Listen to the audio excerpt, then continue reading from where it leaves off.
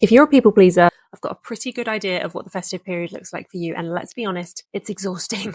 You don't feel like you've had a holiday by the end of the holidays, and you don't know how you're going to muster the energy to get back to work come January. So here's what the festive period looks like for you. You go to events that you don't really want to go to, but you feel like you should. So you say yes out of politeness. When you're at these events, you end up making small talk with people. You end up chatting away to people, going along with conversations. And occasionally someone might say something inappropriate, or someone might say something that makes you feel uncomfortable, but you don't say anything because you don't want to make them feel bad. You just laugh along awkwardly. You spend way too long thinking about the perfect gift to get everybody else.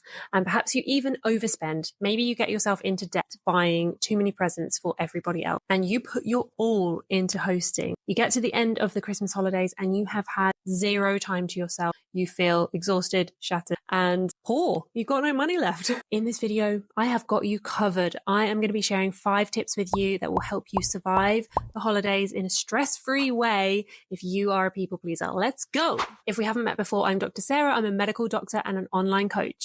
Number 1, get really clear about what you want to achieve in the holidays, whether that is prioritizing fun, socializing, having a peaceful, relaxing holidays, whatever it is, get really clear on what you want from the festive period. So, for example, my priorities this year are to spoil my nephews and nieces, to make plenty of time for the people that mean the most to me, and to be present with them when I'm there, not thinking about work, not thinking about my business, not thinking about my to-do list. And I also want the holiday period to be stress-free. So something that I came up with this year to reduce stress on my family is doing a Secret Santa. So we're all just buying one gift for an adult because there are like 12 adults in my family, and I thought this would make things simpler and easier. Number 2, only say yes to things that you really want to. Let go of the idea that you have to say yes to everything. Only say yes to things that really matter to you. You get to decide what you say yes or no to. And quite frankly, it's better to give a gracious no than a half-hearted yes. Check out my free boundaries cheat sheet down below if you want some examples of how to say no and feel polite while you're doing it. And let's face it, people pleasers, we've got to let go about worrying about what other people think of us. Quite frankly, no one is thinking about us as much as we think they are. If you don't want to attend an event, just say no. You can always buy that person a small gift or a card to say thank you for inviting you, but you do not have to attend every event. Prioritize the events that will actually bring you joy. If you do this, it means that you will enjoy the things that you say yes to so much more. Number 3, let go of perfection. You do not need to buy gifts for everybody. Your decorations do not need to be perfect, and you may not get round to seeing everyone. Don't put so much pressure on yourself. If there's something that you're stressing about, ask yourself if it's going to help you reach the goal that you set yourself at the start of this. So, for example, is this going to help me have a relaxing Christmas holiday? Is this going to help me spoil my nieces and nephews and enhance their experience of the Christmas holiday? If it's a no, then it's a no. Number 4, do not be afraid to delegate. Ask for help, people. I know if you're a people pleaser that you find it hard to ask for help.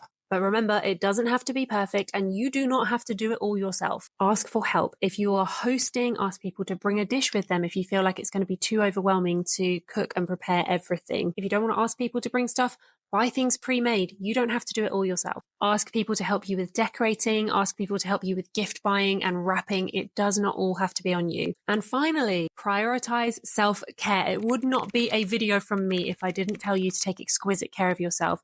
The holiday season can be overwhelming, especially for those of us who feel sensitive and need some time to ourselves. Give yourself some free time to relax and recharge, and do not worry about whether or not other people are judging you for doing that. If you need some time for yourself, you take it. Take a quiet walk, go and listen to a podcast, go and listen to some music that makes you feel good, read a book for a while in a quiet room, have that lie-in. You can tell people that you're going to do this, and it will give you the chance to recharge your batteries, to rest and recover, and then come back to the social situations feeling more energized and present. Ultimately, the festive period is meant to be enjoyable, and if you are expending all your energy trying to make sure that everyone else around you is having a good time and you're not prioritizing you having a good time as well, then what is the point? Make sure you download the free boundaries cheat sheet in the description box below so that you can learn to set those boundaries and say no politely without worrying that you're going to be upsetting other people. And if you've enjoyed this video, then right here I have a video all about setting boundaries that I think you're going to find